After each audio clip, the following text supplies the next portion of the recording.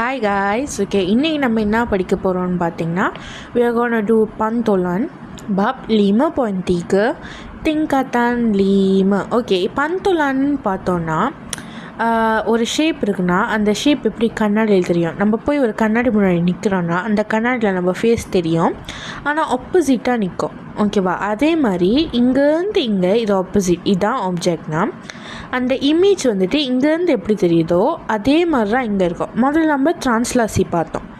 ட்ரான்ஸ்லாசியில் அந்த ஆப்ஜெக்ட் வந்து இடம் மாறும், பட் அதோட ஷேப் அதோட சைஸ் எல்லாம் ஒன்றா இருக்கும்.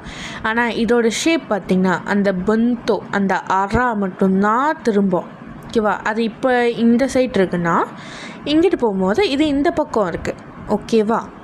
ஸோ பந்தோலான் எப்போயுமே அவங்க கொடுத்தாங்கன்னா ஆப்ஜெக்ட் இமேஜ் கொடுத்துருவாங்க. நம்ம கேள்வியில் என்ன சொல்லணுன்னா பந்தோலான் பட கரேஸ் ப எக்ஸ் எவ்வளோன்னு கண்டுபிடிக்கணும்.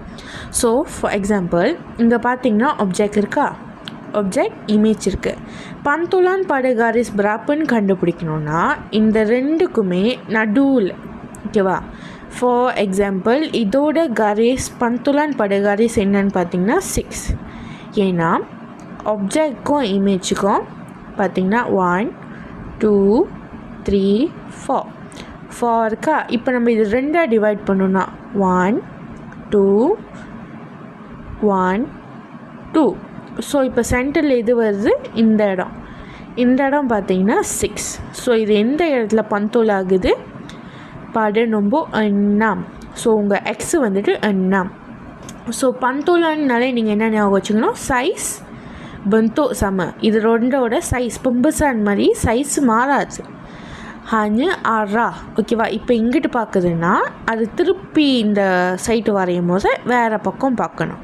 Okay, that's all. Hope to see you guys in the next video. Bye bye.